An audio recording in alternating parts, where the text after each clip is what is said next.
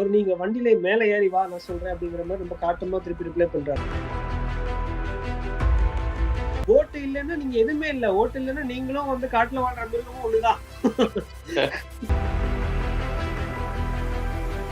இதுக்கு நோக்கம் இல்ல. அதனால அந்த அளவுக்கு போல. அவ்வளவுதான். இத வந்து நிரூபிக்க முடியும். இந்த அளவுக்கு ஒரு ஊழல் நிறைந்த ஒரு அரசாங்கமா இருக்கு. அப்படிங்கும்போது மக்கள்கிட்ட இந்த நெல்லு விவசாயத்துல ஒரு கோட்டை நெல்லுன்னா 80 கிலோ. சரியா? இப்ப வந்து அரசு தான் கொள்முதல் பண்றாங்க. ஆன் வாய்ஸ் வீடியோஸை லைக் பண்ணுங்க, ஷேர் பண்ணுங்க, சப்ஸ்கிரைப் பண்ணுங்க அண்ட் மறந்துடாம பெல் பட்டனை பிரஸ் பண்ணுங்க. தமிழ் உறவுகளுக்கு வணக்கம். இன்று நம்மோடு இணைப்பில் இருப்பவர் top political analyst from Texas mister Arun அவர்கள். வணக்கம் அருண், எப்படி இருக்கீங்க? வணக்கம் டாக்டர் கணேஷ், அருமையா இருக்கேன். நீங்க எப்படி இருக்கீங்க? நல்லா இருக்கேன் அருண், நல்லா இருக்கேன். பிரச்சாரம் வந்து சூடு பிடிச்சிருச்சு. சூடு பிடிச்சது அப்படின்னு சொன்னதை விட திமுகவை எங்க போனாலும் துரத்தி அடிக்கிறாங்க இல்லையா? அதுவும் வந்து ஸ்டார் கேண்டிடேட்ஸையே துரத்தி அனுப்புற ஒரு நிலைமை தான் இன்னைக்கு வந்து தமிழ்நாடு ஃபுல்லா இருக்கு. மக்கள் கொஞ்சம் கொஞ்சமா விழிப்புணர்வு ஏற்பட்டிருக்கு அப்படின்ற மாதிரிதான் வந்து பார்க்க வேண்டியதா இருக்கு. அதே மாதிரி தைரியமாவும் இருக்கிறாங்க. இதுக்கு முன்னாடி யாராவது வந்து ஒரு கேண்டிடேட்டுக்கு எகென்ஸ்டா பேசுறேன்னா அவங்க அடிச்சு துவம்சம் பண்ணுவாங்க. ஆனா இப்ப எல்லார் கையிலயும் போன் இருக்கு, எல்லார் கையிலயும் வாட்ஸ்அப் இருக்கு அப்படின்றதுனால அம்மா பேசாதீங்கம்மா பேசாதீங்கம்மான்னு கெஞ்சுறாங்க இல்லையா? இப்போ நிலைமை கொஞ்சம் மாறிட்டு இருக்கு. திமுகவை எங்க போனாலும் துரத்தி அனுப்புறாங்க. எப்படி பாக்குறீங்க பிரச்சாரத்தை, திமுக பிரச்சாரத்தை? முக்கியமா சொல்ல போனா நீங்க சென்னை வாசி மக்கள் வந்து எல்லா தொகுதியிலுமே வடக்கு சென்னையிலயும் சரி, மத்திய சென்னையிலயும் சரி, தெற்கு சென்னையிலயும் சரி, நம்ம தமிழச்சி தங்கப்பாண்டியன் அவர்களுக்கு பொதுவா உள்ள ஒரு ஒரு ஏரியாக்குள்ள போறாங்க. அங்க வந்து பார்த்தா குடியிருப்புகள் மாதிரி தான் தெரியுது. ஆனா அந்த இடத்த நம்ம பார்த்தாலே நம்ம சொல்ல முடியும். அந்த இடத்துல தண்ணி தேங்குற இடம். அது வந்து சென்னை தெற்கு தொகுதி, அங்க கிழக்கு தொகுதி. அங்க வந்து புயலால பாதிக்கப்பட்ட மக்கள் எவ்வளவு கொந்தளிச்சு போயிருக்காங்க அப்படிங்கறது வந்து நம்ம அந்த புயலின் போதே நம்ம பார்த்தோம். யாருமே வரல, யாருமே வரலன்னு எவ்வளவு காணொளிகள் வெளியே வந்தது. அப்ப இருந்த பெரிய விமர்சனமே திமுக ஆட்சி மேல. அவங்க வந்து புயலின் போது இந்த அளவுக்கு வெள்ளம் வந்திருக்கு. சரி, வெள்ள பாதிப்பு வந்திருக்கு. அதுக்கு முன்னெச்சரிக்கை நடவடிக்கை எடுக்க முடியாது. கனமழைன்னு சொன்னவங்க, அது வந்து வரும்போது போயி இந்த வெள்ளமில்லாத பகுதிகள்ல போய் வீடியோ போட்டாங்களே தவிர, அவங்க வந்து உள்ள மக்களுக்கு கிடைக்கல. நிவாரணப் பணிகள் போய் சேரல. படகுகள் சரியான நேரத்துல போய் சேரல. அப்படி எவ்வளவு மக்களோட கூக்குரல் வெளிய வந்தது. அப்ப அந்த மக்கள் அவங்க கொந்தளிப்ப அடுத்த ஒரு அது அவங்களுக்கு ஒரு கெட்ட வாய்ப்பா எலக்ஷனுக்கு கொஞ்ச நாள் முன்னாடி அது வந்து மக்கள் மனதுல இருந்து மறைந்து போறதுக்கு முன்னாடியே ஒரு தேர்தல் வந்ததுனால, அந்த கொந்தளிப்புல இன்னும் நெறைய மக்கள் இருக்காங்க. ஏன்னா, அந்த அளவுக்கு பாதிப்பு மக்களுக்கு ஏற்பட்டிருக்கு. அவங்க வந்து அவங்களோட நீங்க நினைத்து பாருங்களேன். ஒரு நாள் மழையில நீங்க போயிட்டு வரும்போது உங்க சட்டை, பேண்ட், வண்டி எல்லாம் நனைஞ்சு ஏதாவது ஒரு நாசமாயிருச்சுன்னா, அவங்க அடுத்து வேலைக்கு போக முடியாது. அன்றாட அன்றாட மக்கள சொல்றேன். ஆமா, நிச்சயமா. நார்த் மெட்ராஸ்ல நம்ம பார்த்தோம்னு வச்சுக்கோங்க, மழை பெஞ்சிருச்சு அப்படின்னா, தண்ணி தேங்கிடுச்சுன்னா வீட்டுக்குள்ளேயே வந்து நீங்க யாருமே வந்து இது பண்ண முடியாது. நீங்க ஸ்கூல்ல தான் போய் தங்கணும். அதுவும் ஸ்கூலும் வந்து தாழ்ந்த பகுதியா இருந்துன்னு வச்சுக்கோங்க, அப்படியே கம்ப்ளீட்டா நீங்க வந்து இவாக்குவேட் பண்ண வேண்டியதுதான். அதுவும் ஆர்கே புரம் அந்த மாதிரி எல்லாம், ஆர்கே நகர் அதெல்லாம் வந்து ரொம்ப மோசம்.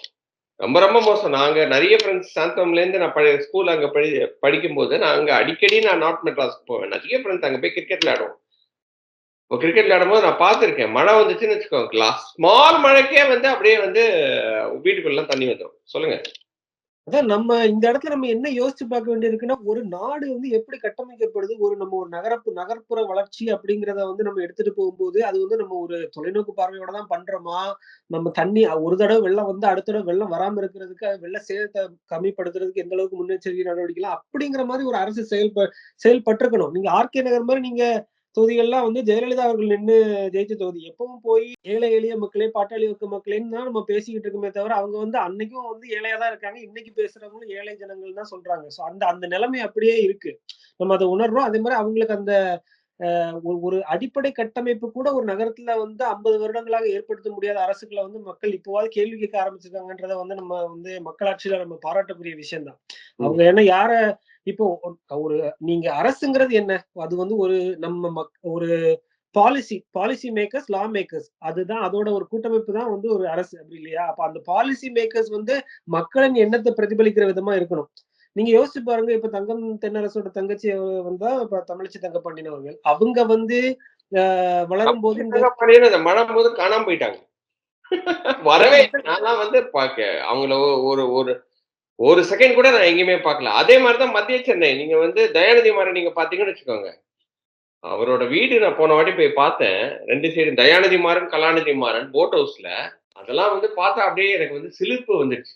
உண்மையாவே சிலிர்ப்பு வந்துடுச்சு. அந்த அளவுக்கு பிரம்மாண்டமா இருக்கு.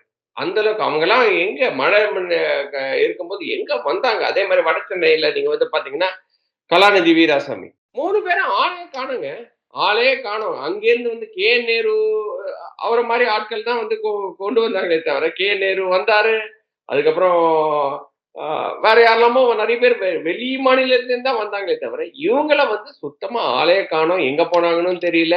ஒரு ஃபோன் பண்ணி இந்த எம்பி தொகுதியா இருக்கீங்களே, ஏதாவது ஹெல்ப் பண்ணுங்கன்னா, ஃபோன எடுத்தா தானே. அது மக்கள் பிரச்சனைக்கு இந்த மாதிரி மக்கள் பிரதிநிதியா நிக்கிறவங்க வந்து உண்மையிலேயே மக்களோட எண்ணத்த பிரதிபலிக்கிறாங்களா? இல்ல அந்த மக்கள் கஷ்டங்களை உணர்ந்தவர்களான்னு நீங்க யோசிச்சு பார்த்தீங்கன்னா, இல்ல. நிக்கிற ம். எல்லாருமே வந்து அந்த கஷ்ட நஷ்டங்கள அனுபவிக்காம பொறந்து வந்தவங்களா தான் இருப்பாங்க. நம்ம அத தவறுன்னு சொல்லல. They are fortunate to be in such good family from a great legacy. அத பத்தி நம்ம அவங்களோட வாய்ப்பு வந்து அது இறைவன் குடுத்தது. அத பத்தி நம்ம கேள்வி கேட்க முடியாது. ஆனா வந்து நீங்க மக்கள விரும்பி வர்றீங்கன்னா, பெரியார் இருக்கார்ல. பெரியாரும் பெரிய கோடீஸ்வரர் குடும்பத்துல பொறந்தவர் தான். ம். பழனி பாபா பெரிய கோடீஸ்வரர் குடும்பத்துல பொறந்தவர் தான். அப்ப அவங்கலாம் வெளிய வந்து ஒரு மக்கள் போராளியா மாறும்போது, அவங்க வாழ்க்கைய எப்படி தக அமைச்சுட்டாங்க. அவங்களுக்கு வந்து ஒரு தார்மீகம் இருக்கிற மாரி பார்த்துட்டாங்க. நீங்க மக்களுக்கு என்ன நல்லெண்ணத்த நீங்க சொல்ல விரும்புறீங்களோ, அத மாரி நீங்க முதல்ல வாழ்ந்து காட்டணும். இப்ப பெரியார் சில கோட்பாடுகள சொன்னாரு அப்டின்னா, பெரியார் வந்து சொன்ன கோட்பாடுகள மாரி வாழ்ந்து காட்டினாரு. ம். அதே மாதிரி நீங்க காந்திய உதாரணமா எடுத்துக்கலாம். அந்த மாதிரி நெறைய தலைவர்கள் இன்னும் நம்ம பேசிட்டு இருக்க பெரிய, பெரிய தியாக உள்ளம் கொண்ட தலைவர்கள்லாம் வந்து அவங்க எத போதித்தார்களோ, அதன்படி வாழ்ந்தும் காட்டினார்கள். ம். இங்க இங்க போதனை என்ன மாரி நடக்கு, அவங்க சொந்த வாழ்க்கை என்ன மாரி நடக்குன்னு நீங்க கொஞ்சம் அத பகுத்தறிந்து பார்த்தாலே உங்களுக்கு புரிஞ்சிரும். நம்ம யாருக்கு ஓட்டு போட்டுக்கிட்டு இருக்கோம், வந்து யார தேர்ந்தெடுத்துட்டு இருக்கோம்ன்றது மக்கள் கிட்ட ஒரு தெளிவு இல்லன்னு நம்ம பார்க்கிறோம். இல்ல அது உண்மையாவே, உண்மையாவே ரொம்ப கஷ்டமா இருந்துச்சு. அதெல்லாம் நீங்க வந்து பார்க்கும்போது, நீங்க சொன்ன மாதிரி அது அவங்களுக்கு ஆப்பர்ச்சுனிட்டி தான். பட் அந்த ஆப்பர்ச்சுனிட்டிய மாறி, மாறி குடுத்தா பரவால்ல. நீங்க பாருங்க தயாநிதி மாறனோட ஃபேமிலி தான் அந்த இடத்துல வந்து அப்படியே மத்திய சென்னையில அவங்க தான் ஆக்குபை பண்ணிக்கிட்டே இருக்கிறாங்க. இல்லையா? நீங்க தென் சென்னை பார்த்தீங்கன்னா, தமிழச்சி தங்கபாண்டியன். அவங்களுக்கு தான் திருப்பியும் போன வாட்டி அவங்களுக்கு தான் குடுத்தாங்க. இந்த வாட்டி வேற யாருக்காவது குடுத்துருக்கலாம் இல்லையா? பட் என்ன அப்படின்னா வந்து அவங்களுக்கு வந்து அந்த ஒரு மனப்பான்மையே தான் இருக்குது. அதுதான் வந்து என்ன சொல்றது? இது இது ஒரு பக்கம் இப்படி விரட்டுறாங்கன்னா, இன்னொரு பக்கம் அவங்க மக்களை அணுகுற விதம் நீங்க இப்ப துரைமுருகன் ஆல்ரெடி ரொம்ப நக்கல் பேச்சு பிடிச்சவர். அவரோட பையன் எப்படி மக்கள அணுகுறாரு அப்படின்னா, அது வந்து ஏதோ நம்ம நம்ம போடுற பிக்சர்ல தான் இந்த மக்கள் இருக்கிறாங்கிற மாரியே வந்து ஒரு ஒரு தொனியில பேசுறது. மக்களுக்கு சேவை செய்ய வர்றவங்க இப்படியா அவங்களோட ஆட்டிட்யூடே எப்படி இருக்குன்னு பாருங்க. சோ இந்த மாதிரி ஆமா. அதே மாதிரி ஒரு எம்.எல்.ஏ அவர் வந்து பிரச்சாரத்துல பரப்புரை பண்ணிக்கிட்டு இருக்கும்போது கேள்வி கேட்ட ஆனா நீங்க என்ன சொல்லப்போனா கீழ இருந்து கேள்வி கேட்கிற மக்களும் அவங்க வந்து எந்த அளவுக்கு தவறான முறையில கேட்டாங்கன்னு நமக்கு தெரியல. அந்த அந்த பகுதிய வந்து அவங்க காமிக்கல. இந்த ஊருக்கு என்ன பண்ணீங்க? அப்படிங்கிற மாரி ஒருத்தர் கேட்கிறாரு. அவரு நீங்க வண்டியில மேல ஏறி வா நான் சொல்றேன் அப்படிங்கிற மாரி ரொம்ப காட்டமா திருப்பி ரிப்ளை பண்றாரு. ம். ஓட்டு கேட்க வரும்போதே இந்த அளவுக்கு அவங்களோட ஆட்டிட்யூட் இருந்துச்சுன்னா, அவங்க ஜெயிச்சதுக்கு அப்புறம் அவங்க என்ன மாதிரி ஒரு அடக்குமுறைய கையாளுவாங்கன்னு நம்ம பார்க்க வேண்டியிருக்கு இல்லையா? இதெல்லாம் வந்து ஸ்டாலின் சொல்லி தான் செய்றாருன்னு இல்ல. ஆனா இதெல்லாம் ஸ்டாலின் தலைமை கண்டிக்கணும்ல. இது நிச்சயமா இப்போ கணிக்க வேண்டியது வந்து நெறைய இருக்கு. அதே மாரி வந்து ஸ்டாலின் வந்து பயப்படுறாரோ! அப்படின்ற மாரியும் இருக்கு. இல்லையா? ஏன்னா, மத்திய சென்னை தயாநிதி மாறன் குடுக்கலன்னா, ஃபேமிலில ஏதாவது பிரச்சனை வருமோ? அவரு ஏதாவது வந்து கலக்க குரல் இது பண்ணுவாரோ? உதயநிதி ஸ்டாலினுக்கு ஏதாவது ப்ராப்ளம் பண்ணுவாரோ? அப்படின்ற மாரி. அதே மாரி தமிழச்சி தங்கப்பாண்டியன் குடுக்கலன்னா, ஏதாவது அவங்க கோச்சுப்பாங்களோ? இப்படியே தான் அவரு இருக்கிறாரு. ஒரு ஒரு ஓகே. மழை சீசன் வந்துச்சு. ஒழுங்கா வொர்க் பண்ணல. ஓகே. அவங்கள வந்து ரீப்ளேஸ் பண்ணலாம் அப்படின்னு நெனச்சு யாருமே பண்ணவே இல்லையே! இல்லையா? அதெல்லாம் வந்து எவ்வளோ பெரிய ஒரு வருத்தத்துக்குரிய விஷயம். ஏன் ஒரு சேஞ்ச் பண்ணா தான் என்ன? இவங்களுக்கே இந்த ஃபேமிலிக்கே தான் குடுத்துக்கிட்டே இருக்கணுமா? அதனால தான் இப்ப மக்கள் கொஸ்டின் கேட்க ஆரம்பிச்சுட்டாங்க. எங்களோட வாழ்வியல், எங்களோட எங்களோட கலாச்சாரத்துக்கும், உங்களோட கலாச்சாரத்துக்கும் எவ்வளோ ஒரு வித்தியாசம் இருக்கு. சரி ஓகே. நீங்க பெரிய பணக்கார குடும்பத்தில பொறந்திருக்கிறீங்க. ரைட்டு. உங்களுக்கு இன்ஃப்ளூயன்ஸ் இருக்கு. ரைட்டு. பட் மக்கள் பிரச்சனைன்னு வரும்போது அட்லீஸ்ட் நீங்க வந்து மக்களோட மக்களா இருக்கணுமா? இல்லையா? அதான் சொல்லுவாங்கல்ல, tough times will create strong மென். ம். அது வந்து அந்த மாதிரி அப்போ வந்து ஒரு கடினமான நிலைமையில இருந்து வந்தவங்க தான் ஒரு நல்ல தலைவரா வந்திருக்க முடியும். நீங்க பார்த்தீங்கன்னா, அண்ணாதுரையில இருந்து அதுக்கு முன்னாடி இப்ப எம்ஜிஆர் அவர்கள்லாம் பட்னி. முழு பட்னின்னா அவருக்கு என்னன்னு தெரியும். அதனால தான் அவரு வந்து மக்கள வந்து ஃபுல்லா அந்த பசி ஆத்திரணுங்கிற எண்ணத்திலேயே தான் அவரு வந்து மத்த ம ம அமைச்சர்கள் தவறு செய்ய விட்டாலும், அந்த காசுல அதுல வர்ற காசுல மக்களுக்கு சோறு போடுற மாரி தான் எல்லா திட்டங்களையும் யோசித்தாரு. சோ அது வந்து ஒவ்வொருத்தரோட அவங்க அவங்க என்ன கஷ்டத்தை அனுபவிக்கிறாங்களோ அந்த கஷ்டத்தை அப்பதான் அவங்களால உணர முடியும். நீங்க இப்போ எடுத்துக்காட்டுக்கு நீங்க தமிழ்நாட்டுல நீங்க இப்ப சொல்றீங்க இந்த அளவுக்கு எல்லாருமே பெரிய கோடீஸ்வரர்களா வந்து பாராளுமன்ற தேர்தலில் போட்டியிடுறாங்க. அவங்களுக்கு வந்து மக்களின் வழி தெரியாதுன்னு சொல்றீங்க. ஆனா நீங்க இந்த அரசை பொறுத்த வரைக்கும் ஒவ்வொரு மட்டத்திலையும் அரசாங்க வேலைன்னு வரும்போது அவங்க நீங்க பாருங்க எங்கெங்க பிரச்சனை இருக்குன்னு பாருங்க. அடித்தட்டு நிலைமையில இருக்கிறவங்க வந்து விவசாயிகள். அந்த விவசாயி நெல் இப்ப நீங்க இந்தியாவை பொறுத்த வரைக்கும் நீங்க பாத்தீங்கன்னா அதிகமாக விளையிறது வந்து கோதுமை. சவுத்ல வந்து நம்ம வந்து நெல்லு விவசாயம் பண்றோம். அந்த நெல்லு விவசாயத்துல ஒரு கோட்டை நெல்லுனா 80 கிலோ. சரியா? இப்ப வந்து அரசு தான் கொள்முதல் பண்றாங்க. ஒரு விவசாயிட்ட இருந்து டைரக்டா அரசு கொள்முதல் பண்ணிக்கிறாங்க. அந்த ஒரு கோட்டை நெல்லுக்கு 80 கிலோ அதுல வந்து ஒரு 17% மாய்ஸ்சர் இருக்கணும்னு அவ்வளவுதான் சொல்றாங்க. அப்ப அத காய போட்டு வெயிட் கம்மி பண்ணி அதுக்கப்புறம் அங்க போய் அதுல இருக்கிற இந்த சாவியல்னு சொல்லுவாங்கல்ல உமி அதெல்லாம் எடுத்தது போக தான் மூட்டையே பண்ணுவாங்க. சோ அந்த அளவுக்கு அதுல கழிவுகள் வெளியேறுது. அப்ப அந்த அளவுக்கு வெயிட் ரெடியூஸ் ஆகுது அந்த ஃபார்மருக்கு. அவரு அத குடுக்கும்போது ஒரு 40 கிலோ சாக்குக்கு வந்து ரூ. 60 கமிஷன். ஆல்ரெடி இவங்கள வந்து இதை விட்டுட்டு ஓடலாமா வேற வழியே இல்லாம இதுதான் தெரியும்னு செஞ்சுக்கிட்டு இருக்காங்க ஊர்ல. அது போக 100 நாள் வேலை திட்டத்துல இருக்கிற ஒரு விமர்சனம் என்னன்னா அவங்க மக்கள் வந்து ஒரு விவசாய நிலத்துக்கு வேலைக்கு அந்த அந்த ஆற்றலை வந்து உபயோகப்படுத்த முடியல அப்படிங்கிற மாதிரி ஒரு பிரச்சனை இருக்கு. ஆள் இல்ல விவசாயத்துக்கு. அப்போ வந்து அறுத்த நெல்லை அப்படியே கொண்டு கொள்முதல் பண்றதுக்கு அரசுல தான் போடணும்னா அங்க ஒரு 40 கிலோ சாக்குக்கு ரூ. 60 கமிஷன் வந்து வாங்குறாங்கன்னா நீங்க விவசாயிகள்ல இருந்து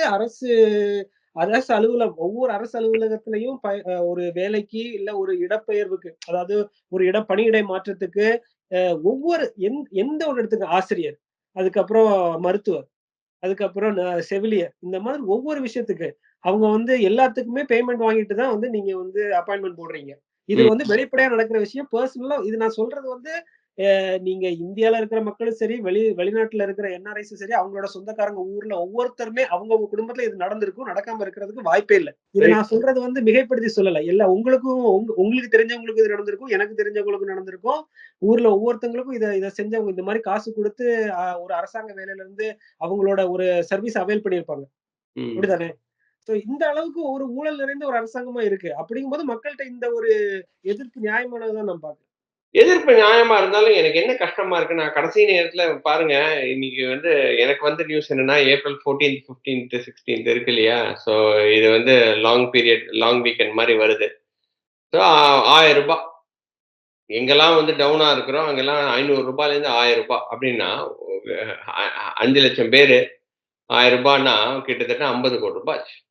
அவங்க கூட இறக்கிறதுக்கு ரெடியா இருக்காங்க. ஒரு தொகுதி 30 40 தொகுதியா? ஓகே. 50 கோடி ரூபாய் ஒரு தொகுதிக்கு 2000 கோடி. ஒண்ணுமே கிடையாது. ஓகே திமுக குடுத்துட்டு போயிடலாம் அப்படின்ற அளவுக்கு வந்து போயிடுச்சே. இல்ல நீங்க அது வந்து இந்த பணம் கொடுத்து ஓட்டு வாங்கிடலாங்கிறது வந்து எது நாள் வரைக்கும் நீடிக்கும் அப்படின்னா மக்கள் நீங்க இப்போ அந்த அந்த இடத்துல இருக்க மக்கள் போன எலெக்ஷன்ல ஓட்டுக்கு காசு வாங்கியிருக்க மாட்டாங்க நினைக்கிறீங்க. அந்த மக்களை திருப்பி கேள்வி கேட்டாங்கல்ல அந்த குடும்பத்துல இருக்கிறவங்க அந்த பொதுமக்கள் நீங்க அந்த இடத்துல இருந்து பார்த்தா நான் அவங்களை வந்து ஒரு ஒரு ஜட்ஜ் பண்றேன்னு நினைக்க கூடாது. ஆனா வந்து காசு அந்த இடத்துல கொடுக்கப்பட்டிருக்கும். அவங்க வாங்கியிருக்கலாம். வாங்கின பிறகு இந்த கேள்வி கேட்கிறாங்கன்னா அவங்கள வந்து இந்த அரசாங்கத்தோட நடவடிக்கைகள் இவங்களை பாதித்திருக்குன்னு அர்த்தம். அந்த பாதிப்பு அதிகமாகும் போது இந்த காசை பத்தி மக்கள் கவலைப்பட மாட்டாங்க. அதே மாதிரி விழிப்புணர்வு அடைய இந்த மக்கள் இதை பத்தி கவலைப்பட மாட்டாங்க. அது வந்து எப்படியாவது வந்து அதுதான் வந்து காசு வாங்கிக்கோங்க. கொடுத்தாங்கன்னா வாங்கிக்கோங்க. ஓட்டு வந்து யாரு நல்லவரோ உங்களுக்கு யாரு அந்த தொகுதிக்கு கரெக்டா பண்ணியிருக்காங்களோ அவங்களுக்கு ஓட்டு போடுங்க. அது திமுகவா இருந்தா திமுக போடுங்க. அதிமுகவா இருந்தா அதிமுக போடுங்க. பாஜகவா இருந்தா பாஜக போடுங்க. யாருன்னு சொல்ல. பட் காசு கொடுத்தாங்கன்னா வாங்கிக்கோங்க. காசு கொடுத்தவனுக்கு தான் ஓட்டு போடணும்னு கிடையாது. அதுதான் வந்து நான் எப்பவுமே வந்து என்னோட ஃப்ரெண்ட்ஸுக்கெல்லாம் சொல்றது. என்னால முடிஞ்ச வரைக்கும் நான் வந்து பரப்புறது. பட் நீங்க சொல்ற மாதிரி கொஸ்டின்ஸ் எல்லா இடத்துலயும் வந்திருக்கு. திமுக ஓட ஓட விரட்டுறாங்க. அட்லீஸ்ட் இப்பமாவது விழிப்பாங்க அப்படின்னு நினைக்கிறேன். பட் என்ன அப்படின்னா அதை அறுவடை செய்யறதுக்கு எதிர்கட்சிகள் வந்து தயாரா இல்லையே. இப்ப எல்லாருமே பிரிஞ்சு போய் இருக்கிறாங்க அப்படின்னும் போது எனக்கு வர நியூஸ் பர்சனலா நம்ம சப்பாலஜிஸ்ட் பண்ற நியூஸ் நம்ம வந்து பார்த்தோம் அப்படின்னா பாக்கெட்ஸ் ஆஃப் ஏரியாஸ்ல பிஜேபி ரொம்ப ஸ்ட்ராங்கா இருக்கிற மாதிரி ஒரு ஃபீலிங் இருக்கு. இப்ப கோயம்புத்தூர், திருநெல்வேலி, கன்னியாகுமரி இந்த மாதிரி 1-2 தொகுதிகள், தென் சென்னை இந்த மாதிரி வந்து இருக்கே தவிர தர்மபுரி கூட நம்ம வந்து வச்சுக்கலாம் இருக்கே தவிர மற்ற எல்லா இடத்தையும் DMK is going to thumpingly win. அதிமுகக்கு இன்ஃபேக்ட் பொள்ளாச்சி வேணா ஒரு சான்ஸ். ஸோ நீங்க வந்து பாத்தீங்க அப்படின்னா Thimuka first, next BJP, next Athimuka. ஆனா அதிமுக ஓட் பர்சன்டேஜ்ல ஜாஸ்தியா வந்துடும். இப்படிதான் இருக்கே தவிர கடைசியில காசு வந்து எல்லாத்தையும் மறைச்சிருக்கும் அப்படின்னு நினைக்கும் போது கஷ்டமா இருக்கு. லாஸ்ட் உங்க தாட்ஸ் எப்படி இருக்கு? இல்ல முதல்ல நீங்க உங்க கேள்விக்கு பதில் சொல்றதுக்கு முன்னால நீங்க சொன்ன கருத்தோட ஒரு சிறிய இடத்துல நான் மாறுபடுறேன். அத மட்டும் உங்கள தெளிவுபடுத்திக்கிறேன். நீங்க வந்து இந்த நான் ஃப்ரெண்ட்ஸ்ட்ட சொல்றேன் வாங்கிக்கோன்னு சொல்றேன். ஆனா வந்து நீங்க நினைச்சவங்களுக்கு ஓட்டு போடுங்கன்னு சொன்னா, நீங்க எதார்த்தத்த பேசுறீங்க. அத நான் மறுக்கல. அதுதான் நடக்குது. ஆனா ம். நான் என்ன சொல்ல விரும்புறேன் அப்டின்னா, நீங்க நான் தனிநபர்கள் தவறு செய்யலாம். ம். தனிநபர்கள் வந்து நிச்சயமாக அவங்க வந்து தவறும் செய்யலாம், சரியும் செய்யலாம். அது ஒவ்வொரு தனி மனித ஒழுக்கத்த பொறுத்து இருக்கு. ஆனா ஒரு அமைப்பு தவறு செய்யக்கூடாது. ம். ஒரு அமைப்பு வந்து செழுமையா இருக்கணும். அந்த அமைப்பு வந்து அந்த அமைப்புல தவறு செய்யறதுக்கு எந்த ஒரு ஓட்டையும் இருக்கக்கூடாது. அதுதான் ஒரு சிறந்த அமைப்பு. அந்த அமைப்ப கையில வச்சிருக்கிற அ தேர்தல் ஆணையம். அந்த ம். தேர்தல் ஆணையம் சட்ட விதிகளை எப்படி மாற்ற வேண்டும் என்றால், நீங்க குடுக்கிறவன் குடுத்துட்டு தான் இருப்பான். வாங்குறவன் வாங்கிட்டு தான் இருப்பான். ஆனா, இந்த இடத்துல இந்த மாதிரி குடுத்து நீங்க வந்து கையும் களவுமா பிடிச்சிட்டீங்க. ஆதாரத்தோட பிடிச்சிட்டீங்க அப்படின்னா, அவர அடுத்த தேர்தல்லயோ இல்ல வரப்போற 2 தேர்தல்கள்லயோ, இத்தனை ஆண்டுகளுக்கோ தேர்தல்ல நிக்கக்கூடாதுன்னு, நிக்க முடியாதுன்னு ஒரு விதிய கொண்டு வந்தா, 2 பேர் அப்படி மாட்டுனா, இதுவரைக்கும் குடுக்காத ஆட்கள் இல்ல. எல்லாருக்குமே தெரியும். நீங்க சொன்ன அந்த எதார்த்தத்த தான் நீங்க வந்து மக்கள்கிட்ட பேசுறீங்க. அதாங்க ப்ராப்ளம். அத ப்ரூவ் பண்ண முடியாது அருண். அதாவது வந்து நான் குடுத்து இப்ப நான் கேண்டிடேட்ன்னு வச்சுக்கோங்க. நான் குடுத்து உங்களுக்கு குடுத்து அப்ப மாட்டுனா தானே உண்டு. இப்ப நான் ஒரு ரெப்ரசன்டேட்டிவ் அனுப்புறேன். ரெப்ரசன்டேட்டிவ் குடுத்தானா எனக்கும் அவனுக்கும் சம்மந்தம் இல்லங்க அப்படின்னு சொல்லிட்டு போயிடுறாங்க. இல்ல அந்த அது விசாரிக்கிற மாதிரி விசாரிச்சு அவங்கள வந்து அந்த நீங்க இப்ப ஃபோனு இது கணேஷ் நீங்க சைபர் இருக்க உலகத்துல இப்போ அவங்க என்ன நீங்க அ புறாலயா வந்து தூது அனுப்பி பேசுறாங்க? இல்ல, இல்ல. அவங்க புடிக்கணும்னு நெனச்சா என் ஏன் நம்ம ஊர்ல நடந்த கொலைகள், குற்றங்கள் வந்து எந்த அளவுக்கு நிரூபிக்கப்பட்டது, எவ்வளவு துல்லியமா ஆ வந்து விசாரணை செய்து நிரூபிக்கப்பட்டதுன்னுலாம் உங்களுக்கு தெரியாதா? அதுக்கு நோக்கம் இருந்துச்சு செஞ்சாங்க. இதுக்கு நோக்கம் இல்ல. அதனால அந்த அளவுக்கு போல. அவ்வளவுதான். இத வந்து நிரூபிக்க முடியுமா? நீங்க ப்ரூஃபோட நீங்க குற்றவாளிக்கும் வந்து அவங்க நிரூபிக்கிறதுக்கு சட்டத்துல இடம் இருக்கு. நான் இல்லன்னு சொல்லல. ஆனா அந்த எக்ஸ்டென்ட்க்கு இதுவரைக்கும் நீங்க போயிருக்கீங்களா? இவ்வளவு தூரம் மலிவா நடக்குது. இவ்வளவு தூரம் ஃபுல்லா நடக்குதுல்ல. இத என்னைக்காவது நீங்க வந்து ஸ்க்ரூட்டனைஸ் பண்ணி ஒருத்தராவது ஒரு கேஸாவது நீங்க வந்து இந்த மாரி நீங்க தேர்தல் இதுல இன்னொரு மிகப்பெரிய விமர்சனம் நமக்கு என்னன்னா, இந்த மாதிரி ஒரு ஒரு வேட்பாளர் குடுக்குற காசுக்கு வந்து தேர்தல ரத்து பண்ணிடுறது. அந்த ஆமா. இடத்துல. போன வாட்டி அப்படித்தானே பண்ணிட்டாங்க. அப்போ இதுல சுயேட்சை பங்கேற்றா நான் பங்கேற்கலாம். நீங்க வேட்பாளரா பங்கேற்கலாம். நீங்க கையில இருக்க காச போட்டு நீங்க வந்து ஒரு இவ்வளவு பரப்புரை பண்ணியிருப்பீங்க. அப்போ நீயும் அம்போன்னு உங்க கோமணத்தையும் உருவிட்டு தெருவுல விட்ட மாரி விட்டுர்றாங்கல்ல. திருப்பி வாங்க. திருப்பி முதல்ல இருந்து செலவழிச்சு வாங்கன்னு. ம். ஆமா, நிச்சயமா. வேலூர்ல அப்படித்தானே போன வாட்டி நடந்துச்சு. ஆமா. இதனால நம்ம என்ன சொல்றோம்னா, இந்த அமைப்ப யாரு மாத்துறேன்னு சொல்றாங்களோ, இந்த அமைப்ப யார ஃபிக்ஸ் பண்றாங்களோ, அவங்கள தான் நம்ம வந்து பெருசா பார்க்கணும். ஏன்னா நம்ம மக்களாட்சியின் அடிப்படையே தேர்தல் தான். ஆமா, ஆமா. அங்க தான் உங்க அதிகாரமே இருக்கு. அது இல்லன்னா உங்களுக்கு அதனால எதுவுமே இல்ல. ஓட்டு இல்லன்னா நீங்க எதுவுமே இல்ல. ஓட்டு இல்லன்னா நீங்களும் வந்து காட்டுல வாழ்ற மிருகமும் ஒண்ணுதான். இல்ல நான் என்னன்னா ஃபிகரேட்டிவ்லி சொல்றேன். லிட்டரலி சொல்லல. நான் வந்து யோசிச்சு பாருங்க. அதே விலங்குக்கு இருக்கிற மரியாதை தான் உங்களுக்கும் இருக்கும் இந்த மக்களாட்சி நாட்டுல. நிச்சயமா. ரொம்ப நல்லா இருந்துச்சு நம்ம பேசினது. ரொம்ப ரொம்ப நன்றி. இன்னொரு வீடியோவில் சந்திக்கிறேன் அருண். அதுவரை என்ன மக்கள் வந்து காசு வாங்குறாங்களா? இல்லாட்டா காசு குடுக்குறாங்களா? அது வந்து இன்னும் 2, 3 நாள்ல வந்து தெரிஞ்சிற போகுது. ஏன்னா வந்து ரொம்ப எல்லாருமே ரெடி ஆயிட்டாங்க. ஏப்ரல் 14த் நோக்கி எல்லாருமே செலவு பண்றதுக்கு கட்சிகளும் ரெடி ஆயிட்டாங்க. பார்ப்போம். எப்படி போகுது அப்படின்னு சொல்லிட்டு. இன்னொரு வீடியோவில் சந்திக்கிறேன். அதுவரை நன்றி. வணக்கம். நன்றி. ஆன் வாய்ஸ் வீடியோஸை லைக் பண்ணுங்க, ஷேர் பண்ணுங்க, சப்ஸ்கிரைப் பண்ணுங்க அண்ட் மறந்துடாம பெல் பட்டனை பிரஸ் பண்ணுங்க.